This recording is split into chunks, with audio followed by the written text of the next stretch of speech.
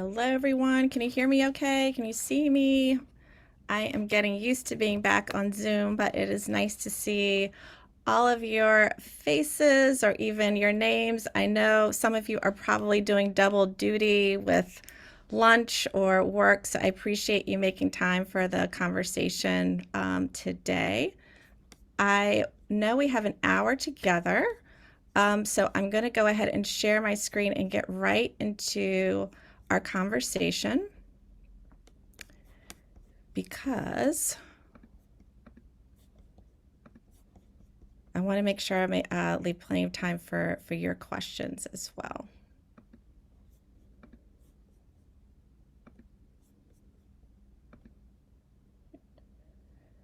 All right, give me a thumbs up if you can see my screen. All right, thank you. So I am really excited to talk to you all today about Gordon's vision for a school-based lunch program. I know that this is a topic of great interest to many in our community, particularly from the results of the participation in the survey we sent last year. 200 families participated in our survey to share thoughts about lunch and what was important to them. And it's been something that we've been thinking on and working on for a while. So the presentation and conversation today really is hopefully going to be efficient, but we'll cover, I hope, a lot of the important elements of this conversation, and your questions are welcome along the way. I'm going to pause throughout. It's hard to monitor the chat and jump in and answer questions there. There are some members of the leadership team are here, so if you all want to jump in and answer those, that's great, but I'd rather be able to open it up and hear from you directly. We have a small enough group where that can work. If that sounds good to you all, we'll go ahead and get started. So our time together today, I thought I would start with a short history of lunch at Gordon School, just so we're all on the same page in terms of the journey to where we are today. And I want to answer a question that comes to me a lot about why this is so hard. Why can't we just have a lunch program and some of the ways that I see at other schools in the area, or when I was in school, or schools in other states or communities. It's a complicated question, and one of the main reasons I wanted to have this time together was to answer that for you, and you could hear why this is out of a sticky or challenging dilemma for us to work through here at Gordon. I'm going to share a little bit of a summary results from the survey that you all responded to last year if you were here, and then give you a preview of some of the work ahead. So we're going to jump right in. So a short history of lunch at Gordon School. So prior to 1994, the Gordon's Parent Association, which it was known then, began by providing hot lunch to students just one time a week. So students voluntarily participated, families did, they brought cash or bought vouchers to buy lunch. And the program was really completely run by our Parents Association. And it was so well received, it was expanded to 2 days per week. And then the demand on parent volunteers became too great. So the school took on that responsibility of the program and responded to requests to have it expanded to 5 days per week. So some of you who've been here for a while may know, new families may have a sense of it, but Gordon does not have a professional kitchen. So if you've seen the kitchen in the commons area behind the coffee bar, it's got a refrigerator, sink, a stove that looks very similar to the one you might have at home. And it works for some things, but it absolutely does not work as a professional kitchen for a school looking to have a lunch program or have educational programs in a kitchen. So, because we don't have those facilities, the lunch had to be prepared off-site and served, heated up here and served in our dining room. And that's really the model that we have now. We have worked with caterers in the past. Russ Morin is one that some families might be familiar with. Revolution Foods is a vendor that does school lunches. They are based in Boston. But all of those approaches have not met our hopes or expectations. And the evidence of that has been in the decrease in participation. So we may have 60% or a little more of our families opting into our lunch program at the beginning of the year, but year over year we've steadily seen those numbers decline, and it's primarily because students become unhappy with what's being served, which is completely understandable. So we're trying to figure out how to provide a lunch a program that's aligned with what our hopes are and what the needs of our community are. And where that conversation began in depth was during our strategic planning process during my first year at Gordon School, where we developed our strategic vision for a more just and sustainable world. And this year is really a year where we want to bring that work and that vision back into the front view of this community. There has been a lot in the strategic vision that has been achieved even through COVID, and our new schedule is one of those really exciting goals that we've been able to start implementation on. Others we need to think about reprioritizing, but generally I want folks to remember the work that we did together, dreaming big about Gordon in the next 3 to 5 years, that's had to be put on pause through COVID. And one of those big conversations and pillars of the strategic vision was this idea of cultivating a family-centered community. And this came out of a couple of touch points when we thought about the magic of Gordon School.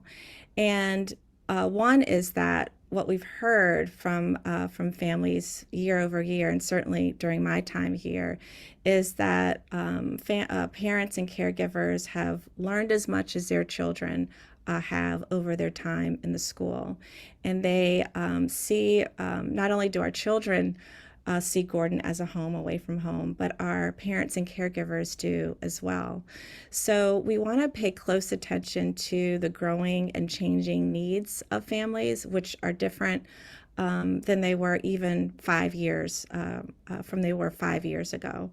And one of those things is thinking about the day-to-day needs of families and how Gordon can be a support, how Gordon can demonstrate a real recognition for the realities of life today, and demonstrate a real respect, frankly, for the financial investment that you're putting in the school.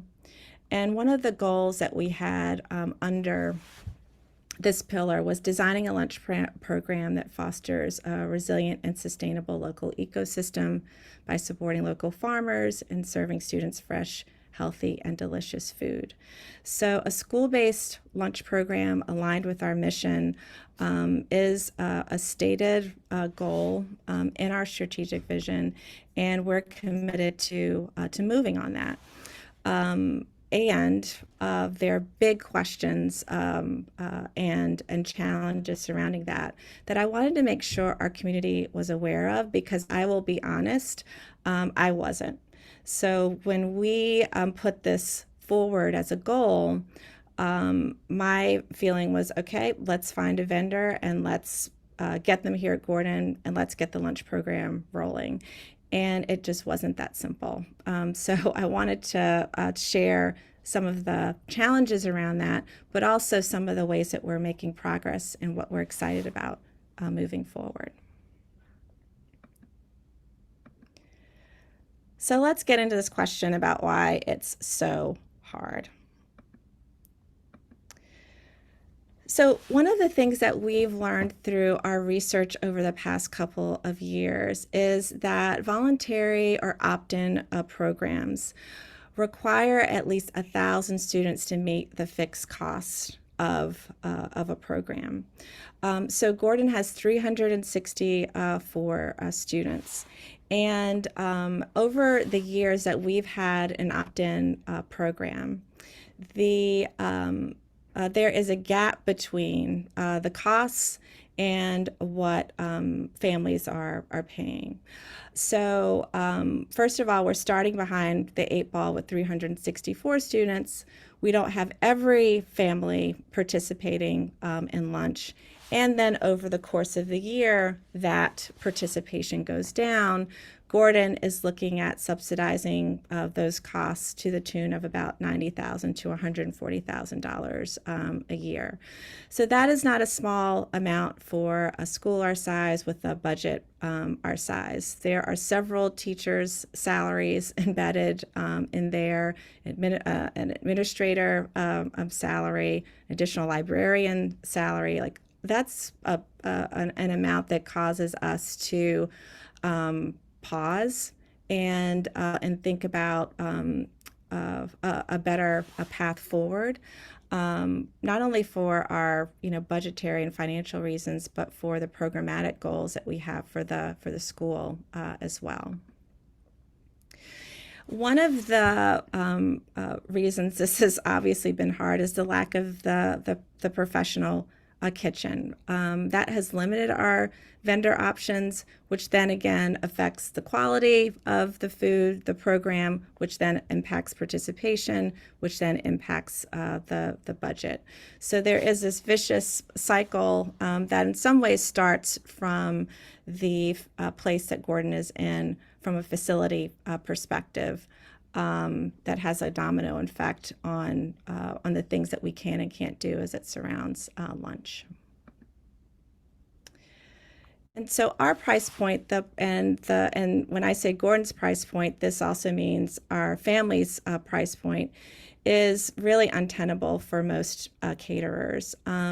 Russ Morin worked with us and wanted to partner with us, and at some point just had to say that it wasn't worth it for them to continue to doing our lunch.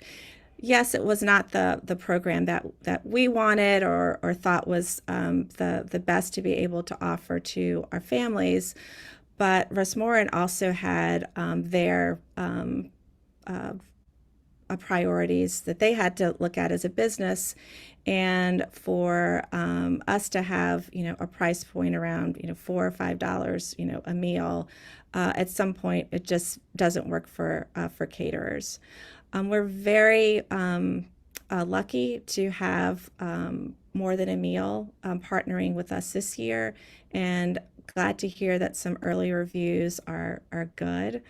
But what we have found over the years is that a lot of our caterers get off to a good start, and then it quickly diminishes because most caterers do not have kind of a school lunch a program arm, which is very different than catering for events. So the price point doesn't work for most caterers. We did a lot of research to make sure we had a stopgap in place for this year, and we had only one caterer say yes, and that was More Than a Meal. And school vendors are also not looking to step up for an opt-in program for a school our size. Again, because the threshold of 1,000 students isn't met here at Gordon, it means that the caterers are looking at losses alongside Gordon. So it leaves our options limited in terms of finding a vendor that will work with us and provide a program that we think our community deserves. And lastly, the age of our students eliminates a retail option in our school lunch program. So some schools like Wheeler have an opt-in program, and it works, number one, because they have the number of students to support it, and there's also retail options that some vendors provide. What that means is that students can buy other items outside of their lunch program. We are a school of 3-year-olds through 8th graders, and we don't have a lot of 5-year-olds looking to buy Gatorade or Doritos after school. So not having the retail option to subsidize the gap between the fixed costs and the price per student is another hard a part of looking for and finding the right vendor and program for us as we move forward. I'll pause here to see if there are any questions just about these challenges that we're facing as we do this work. And you can unmute and jump in.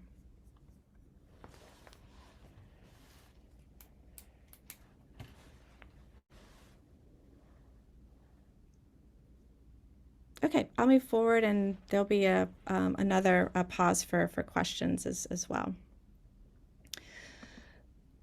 So there is this magic formula, it appears, to be able to think about meeting this goal that we have of designing a lunch program at Gordon aligned with our mission and our strategic vision.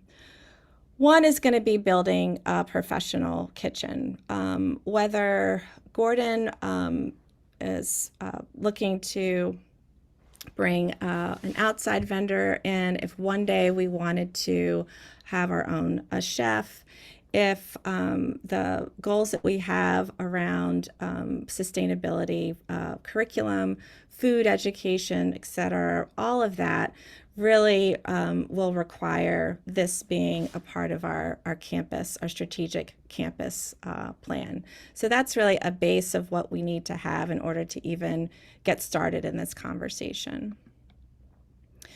And we do need to have an all-in program. We have looked every which way at an opt-in, and I'll talk a little bit about the results that we got from our survey, where we understand there are some questions about having everyone participating in a lunch program at Gordon. But this is, we were talking about the things that need to be put in place in order for Gordon in particular to be able to have a successful program. All of the research that we have done and conversations we have had have pointed us to having an all-in program. There's also the work of selecting a vendor that wants to partner with us, not just because it's another account for them, but it's important that we find a vendor that aligns with our mission and our goals. When we think about the priorities for our program, from having delicious locally sourced food to thinking about allergies, vegans and vegetarians, an approach to sustainability, a real interest in being embedded in our community as full members of our faculty and staff. That's not easy work.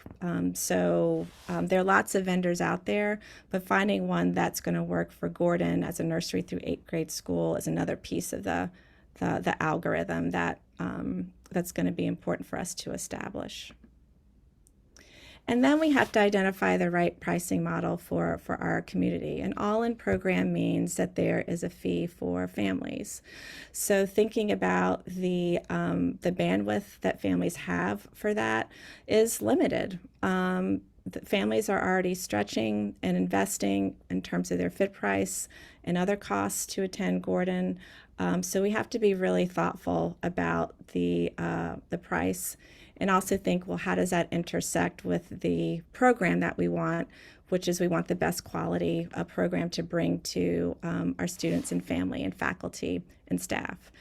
So these are all, hard intersecting questions, but at least we know kind of what the formula is and what we need to be striving and working towards. So I'll pause one more time to see if there are questions here. Again, you can just unmute and jump in. Oh, I posed a question in the chat because it doesn't necessarily need to take up time. I was curious, as you get into the fixed numbers and kind of your ideas for the fixed cost around the pricing that it would take, how much is already in play to accommodate snack time for each student? Got it. Yes. So when we're talking to vendors, it would be really all inclusive in terms of all of our food needs. So snack would be a part of that conversation, obviously lunch, but also our catering needs. So Gordon works with lots of different caterers for events, for something simple as having food available before board meetings and parent and caregiver meetings. So snack would be a part of that, but also all of our needs as it relates to food would be a part of what we'd be asking our vendors to do. Noni is Yes. hi. Hi. Is a professional kitchen, I mean, is that something that is like being is that like on the plan? Is that where's the thinking on that actually happening? I'm gonna share that with you when I talk about our plan ahead. Okay, thank you. You're welcome. So I thought, given that magic formula, I thought I would share what some of the results of the survey was that we put out last year, so that you could kind of see the intersection between what you're telling us you need and looking for, hoping for, and what is required of us to have a school-based lunch program at the here at school at Gordon. So this is obvious how important is having a lunch program at Gordon, and that number was over 90%. Not a surprise, but you want to have the data here just to make sure. Sometimes the loudest voices are heard, but there are a lot of loud voices saying lunch is really important, and we understand that clearly as it being part of our strategic vision and conversations that we've been having since I arrived at Gordon. We agree with our families on that. The top priorities that came up are here. Convenience was far and away the biggest one. Like, make my child's lunch. I don't want to pack lunch anymore. And the past 2 years, I think, put a lot of pressure on families in terms of time, in terms of cost. And the convenience factor was far and away the biggest priority for our families. After that, there were others that were close together in terms of what you were hoping for and looking for. The fresh, locally sourced food was up there. Sustainability, which I was really happy to see, and again, that goes from waste, consumption practices, how food is sourced, to thinking about the ways in which we're talking about food, education. So this is an important piece of what our families are looking for: vegan and vegetarian options when we think about the impact of meat consumption on our environment. So all of that was a priority for this community. I'll jump to kid friendly. You all wanted to make sure your children would eat the food. It's a big headache for you, and certainly for the school to to look for the convenience of having a hot lunch program at school, but then finding that because of the lack of options or the menu items or the quality of food that our children aren't eating it. So that is one that a goal that we're aligned on as well. And our community, not surprisingly, wants all of this for the lowest cost possible. And so these aren't surprising. They make a lot of sense, and they all converge upon that magic formula. The cost, making sure the cost works, making sure it's aligned with our mission and values, making sure it's aligned with our family needs. I think we're on the same page in terms of those priorities. And then it's fitting it. How do we fit those into that really challenging formula to make it all work? We wanted to make sure that we understood the importance of a hot option. So there was a question, if you could, if it was just cold, options, would that be okay? And ultimately, the response, there was some depending, like what kind of cold options, what kind of sandwich would you be talking about? But ultimately, about 75% of our community was telling us that the hot option is very important, and that makes sense alongside lots of options. So different hot options, a salad bar, soups, things like this were important, again, because if we're going to invest in a program, we want our community to like it and believe in it and feel like it's worth that investment. So this is a question about having an all-in program where everyone would be, all of students would not bring lunch to school. Every student would participate in the program, and we got a decent amount of yeses and a decent amount of folks who said that depends on the cost. So how much, what kind of fee would I be thinking about or have to think about in order to be in the lunch program? And that also relates to the quality of the program. So if I'm going to be in, and everyone's going to be in, and I'm going to pay a fee for that, it needs to be a quality program and aligned with my priorities, my child's needs, etc. So this is really where pencil to paper comes, and I think the biggest tension is between a cost of a quality program and the need for Gordon to have an all-in program. And this is where folks landed in terms of a majority, overwhelming majority of what's the price point that I believe my family could stand. And 700, we put that into three different I think bands of pricing, and 750 to 1200 was the lowest band. Again, not surprising. And about for 90% of our community said they would be willing to participate in a program if it was between $750 and $1,200. I believe that comes out to $5 per meal for students over the course of a year. That's a really hard bar to meet in our research with vendors.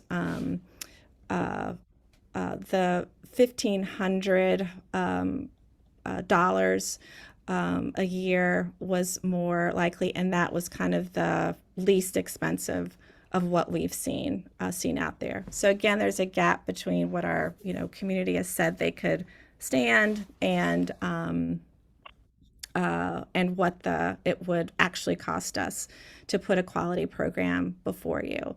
Now, the road ahead, and I'll talk about that a little bit, is going to involve us getting more information from our community to make sure we understand numbers correctly, because there were comments that said, I would pay more if it was a quality program, if I knew my children were going to eat it, if I could be assured that allergies were going to be taken very seriously with the vendor. So there are folks who also were concerned about, yes, I can take that on. What about other parents in our community?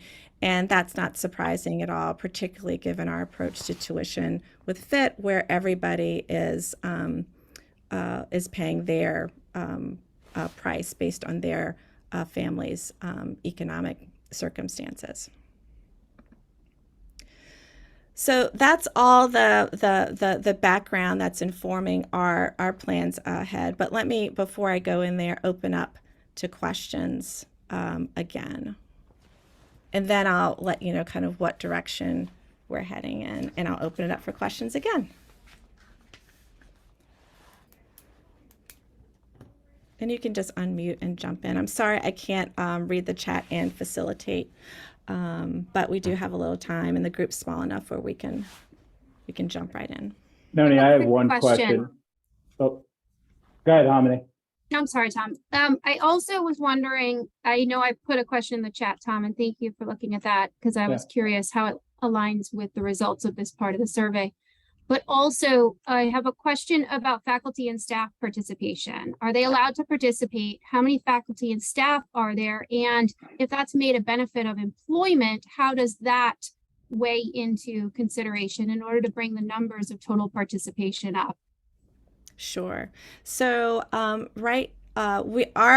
hope would be that faculty and staff would obviously participate and would be invited to participate in the same way as our families are. The open questions, and I'll talk more about some of the open questions, and this is one, we would love to provide, that as a benefit, and there's a significant cost to that year over year. It would take an endowed fund in order to be able to do that, given where Gordon is right now. Looking at what could be a price point where faculty and staff were getting a discount on that fee is another question. So that is to answer your question. Generally, faculty and staff participation is one of our priorities in thinking about that magic formula. Does that answer your question, Harmony? I think so. Thank you. If not, keep digging and I'll make sure that I get there. There's some things, as I said, are open. So we have them as things that we need to resolve, dig more into, make sure we have the right research and numbers about. But we are including faculty and staff in our participation. I think you asked how many. I think all in, it's close to faculty and staff, if we include after. Noni, it'd be about 90. There's 90 like 90 people on campus during the day, and I wanted to, if you don't mind, I want to just add. Maybe you answered this when you answered Harmony's question. I was trying to answer Harmony's question about the total amount, and I couldn't pull it up. Thank you, Veronica. We would love to consider the lunch program as part of the employee benefit package of the school. The trick about that and the magic in the formula is that means that cost needs to be either paid for by an endowed fund or put onto the cost of the student. And when we're really as we try and manage the number to make it as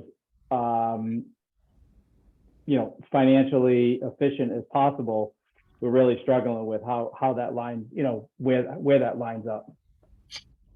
Thanks. So, So n- Dan, like we'd love to, but we haven't quite figured out how to crack the financial nut to make it work for all stakeholders in the program. Aaron, you had a question? yeah, is it okay for me to pose a new one for clarification, or did you need to respond to what Tom just said? Nope, Tom, I got it, I think, and go for it. Okay, cool. I'm just making sure that I understand the simplest version of the math based on something you just said to Mhm. frame my thinking, because I think Sure. I got this and I think I know how I feel about it. I just want to run it by you. Okay, good. At the $1,500 annual cost, right? So the slide you have up represents the lowest of the amounts. And I heard you say something like 1,500 is more in line with what's even kind of possible, let alone Correct. the best version. So Yeah. at 1,500 annually, if I divide that by 10 months, which I know is like rough, but right, 10 months, that's $150 a month. And if I divide that by 4 weeks, that's $37.50 a week. I definitely spend more than that in a week on food that my child may or may not eat, Correct. right? That's, Yes. and I'm not trying to be callous. I'm making sure I understood that, like, as again, the simplest, quickest breakdown, Yep. of that. Yep. I Yep. definitely spend more than that and just hope that he eats. When he goes so that to me makes sense thought process wise when posed that way, right? Like, this is kind of Yes. what that breaks down to. Can you make this work as a household? I'm like, well, I'm already spending that, so sure, I'll Yeah. give you $37.50 a week to, Yeah. hopefully make him eat, right? So okay. Yeah. Yeah. So I think that we're doing the exact thing that you're doing and want to make sure that once we understand kind of what the numbers actually may be, being able to educate our community about kind of what that really means, brass tacks for you as a family, weekly, daily, and how does it line up with what you're doing now. And so I'll go forward, and again, there'll be another break for questions in terms of what's ahead. Is that we kind of heard our community loud and clear about what was needed now, and it was I don't want to make lunch for my kids anymore. I can't make lunch for my kids anymore, and looking for the school to do that. And we are really pleased that More Than a Meal has agreed to partner with us. Early reviews are good, and we will see how that continues to go. And for Gordon and what we're hoping for and need from a lunch program, and ultimately what More Than a Meal's model is, it's not sustainable. It being number one opt-in, and number two being a catered program. A school-based program is really what we need for lots of reasons, from the hopes that we have for the vendor to be more than just a vendor, for the responsibility that a vendor needs to take over of allergies and food safety, for what we're looking for to lower our food costs across the board, for our sustainability goals. We really have to move out of the catered model. And then some of what we're doing right now, and what we know we would continue to do, is preparing our community for an all-in program. So that could mean additional surveys to get at, again, some of the pain points for families, some of the hopes of our families, and making sure that we're understanding our community as distinguished from other school communities. I will admit that not having lunch over the past 2 years took one very challenging headache off of our plates. And it's been a headache that I've had to deal with in every school community I've been part of. Food is very personal. Food, it can be very specific. Food reflects our values and cultures, and then place on top of that our specific physical needs and physiological needs, children's needs around food. Having one program that's serving 300, 500, 1,000 students, there is a lot of conversation back and forth between families within the school about a lunch.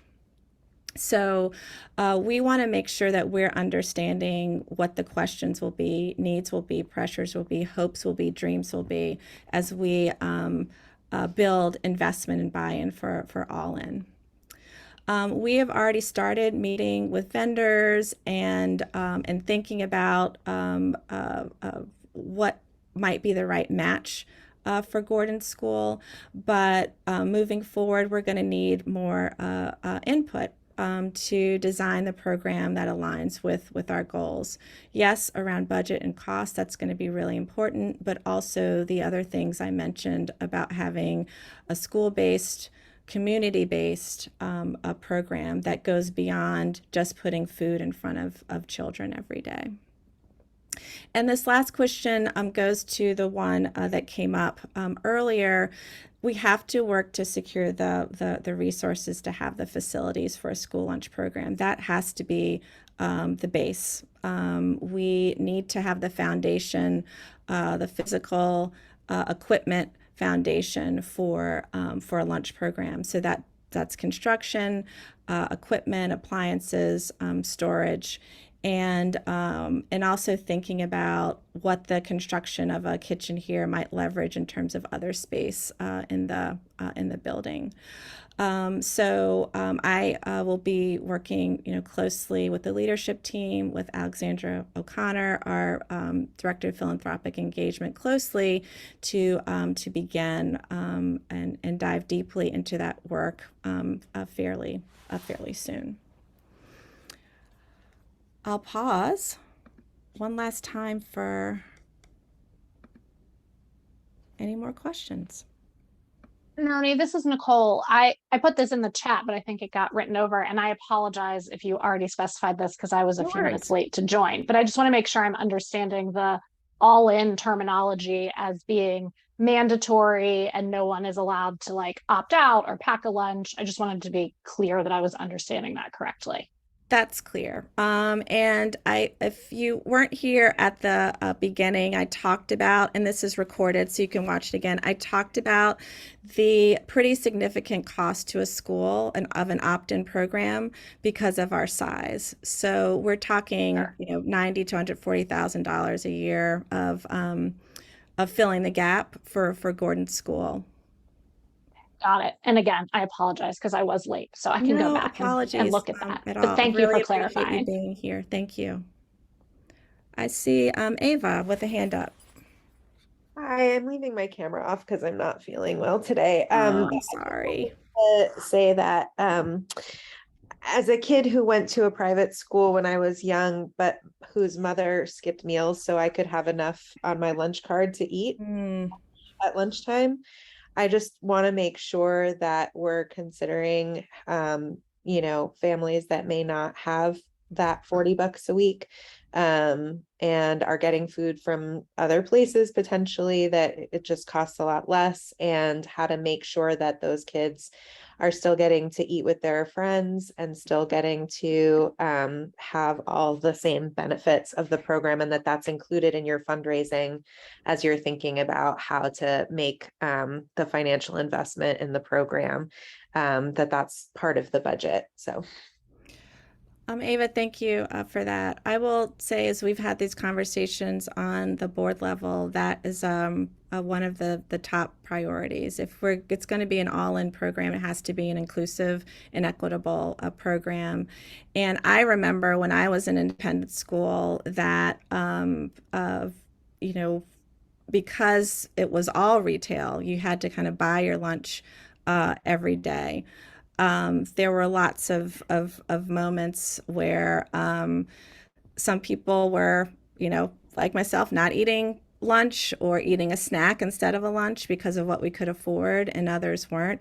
And that's nothing close or within the ballpark of what we'd expect of a program at Gordon. So know that this process includes thinking about how all of our families will be able and all of our community will be able to participate in the program on the same level. Carmen. Hello. Hi. Okay, I had a question. So I was wondering if you guys had thought about maybe doing a survey for the kids to see what they want to have for their lunch, because I'm actually, sounds like I'm in the minority when it comes to wanting the all school lunch program, because I always give my daughter a lunch because I know that she will not eat or won't eat some of what the school serves, because she's actually already expressed that it doesn't look appealing to her, especially the vegetables, because she hates cooked vegetables. So I figure if I pack it for her, she is more likely to eat it. And she has also said that some of her friends have said, well, you know, this doesn't look good or that doesn't look good. So I'm concerned about her not eating it. So I'm wondering if the school will do anything to kind of get children's feedback to see if they're like, oh, you know, they have their ideas of what they want to see and what they will eat in regards to the healthy stuff. Sure. I think that we want to find a way to have students feel a part of this process for sure. And it's really challenging in a, like I said, in a school of our size, to feel like you can make sure every eater has what they want every day. Why I feel it's important for us to have a vendor or partner that is not a caterer and has experience in school lunches is because this is a regular part of the conversation. How do you build a culture where children feel comfortable trying new things? How do you build a culture where students are I won't say build a culture, but how do you have a menu that provides the kind of options that every student every day can at least find one thing that they will like to eat and fills them up and gives them the energy that they need for the day. These are the kinds of questions that vendors who've worked with schools are expert in, and it's an ongoing conversation with the community. So as that vendor learns our community, then the menu evolves. So I think even something simple like you have a hot lunch option and you have multiple options there, including vegetarian ones. You have sensitivities to allergies, and then you have a salad bar where students can make choices there. I don't like the cooked vegetables, but here are a selection of raw vegetables that you can choose from. So while I do want to have student involvement and think it's hugely important, I think we also have to be realistic about what it means to have a food program for one community, and knowing that everyone's not always going to be happy, but these vendors are experienced with that exact dynamic, and we want to find ones that are going to partner with us to provide us with the best possible option for all of our students. Harmony.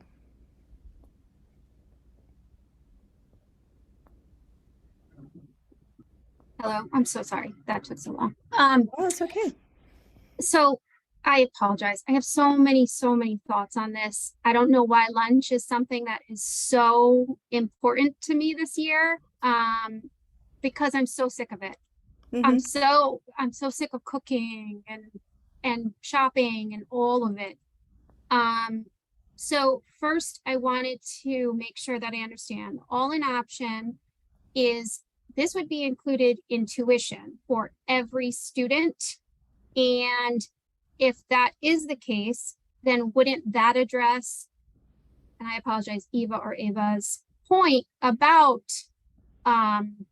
addressing potentials for inequality or feelings of being left out or not having the money to afford that lunch option, because wouldn't fit tuition calculations take into account each family's situation and ability to pay?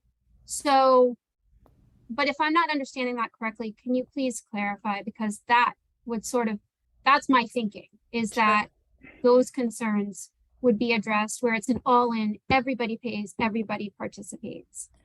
So it is correct. All in, everybody pays, everybody participates. We are conceiving it as right now as additional fee to your FIT price. So thinking about your FIT price, if you just because I don't want to say if it's included in tuition, that someone would think that the price I have now, next year if there was lunch, it would be the same. There would be an increase to accommodate for lunch. One of the ways to think about the pricing would be that everyone has that same fee. Another way to think about pricing is to think about what's the how do we distribute the fees for lunch according to FIT prices. Another way to think about it is, do we have a floor? Like there's no price that will go, like the lowest price can only be $4. Even if you calculated it according to FIT, it would be $2.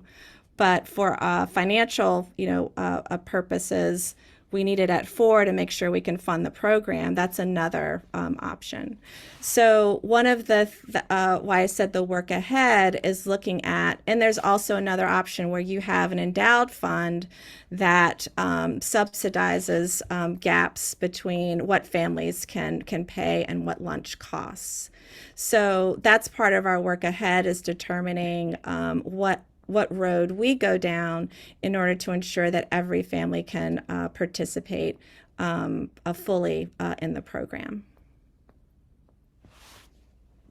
So we do expect that there will be a fee structure that is not one single amount. It will be, there'll be different amounts based on FIT price. The one reason why we're a little, not a reason why we're hesitant to just automatically load it into the FIT price is because we've been committed to giving FIT prices for 3-year periods. And even though we can say, yeah, this is why it's going up, we have made a commitment that we're not, we've made a commitment to those FIT prices. So I think out of the gate, it would probably be a fee, and then maybe over time we would build it into the FIT system. Thanks, Tom. Sarah. Yeah, I just wondered if there is any thinking about whether this program, given that different kids have different food safety issues. For example, one of the reasons I do pack a lunch is because Adon cannot eat certain things. They're not allergies, but he's just not able to eat them.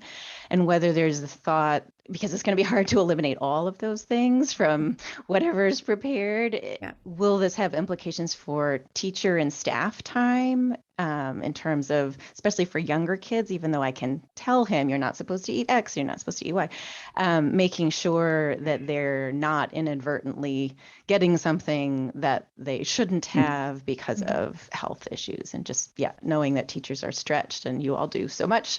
Are there considerations on that level that we should be keeping in mind? I think this is one of the reasons I'm, one of the many I would be looking forward to partnering with a vendor, because they're so attentive to the allergy or dietary consideration question.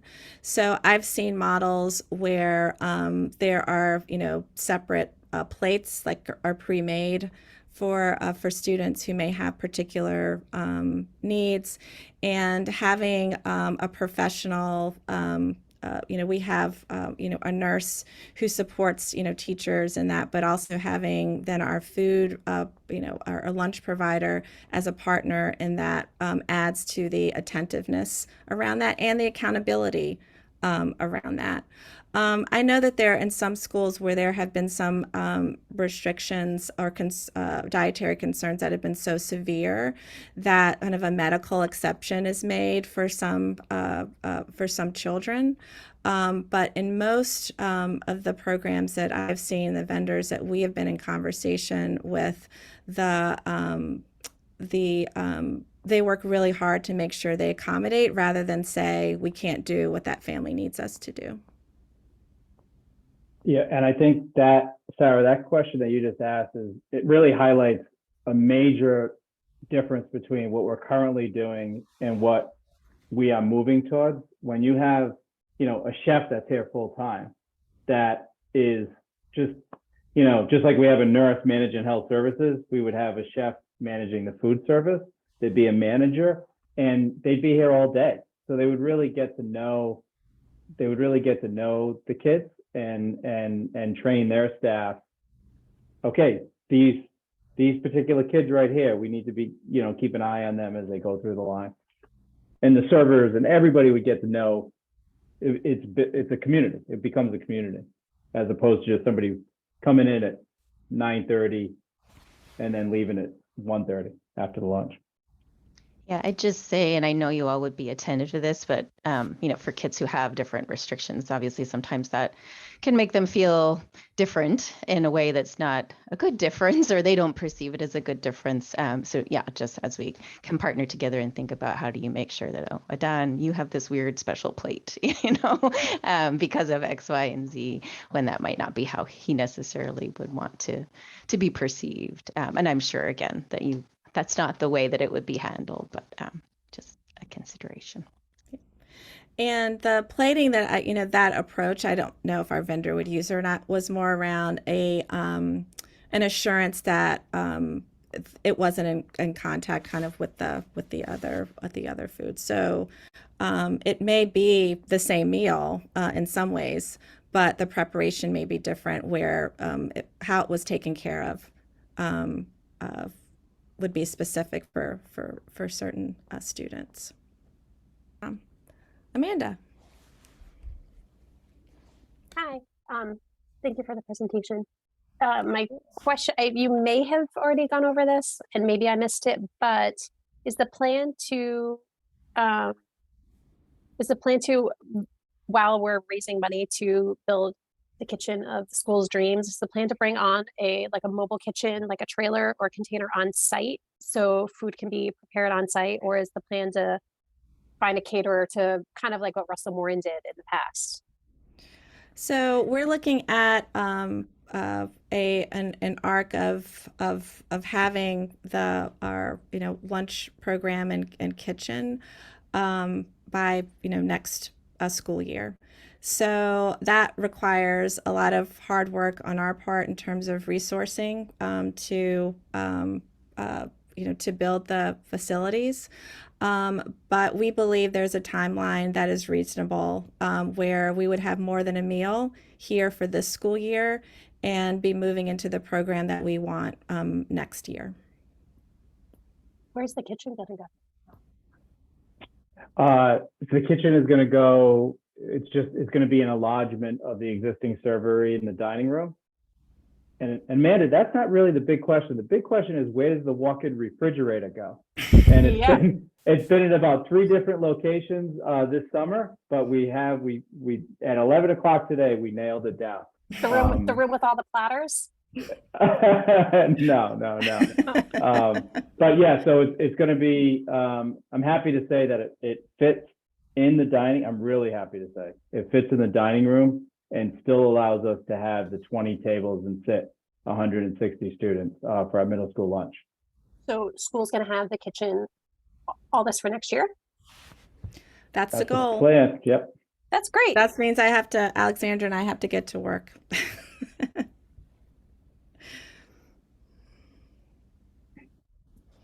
Any other questions? All right. right, so thank you so much for the time that you've given today. We are at our time a little over, so I'm going to let you get back to your days. But this is just an opening conversation. This is, recorded, so it will go out to our community. And we will be keeping you updated along the way, particularly for moments when we need your input and participation. So thank you. If you have any other questions, feel free to reach out to me and the King of Lunch program at Gordon School, Tom Chicatello, and we'll be happy to be in conversation with you. All right, my friends, have a wonderful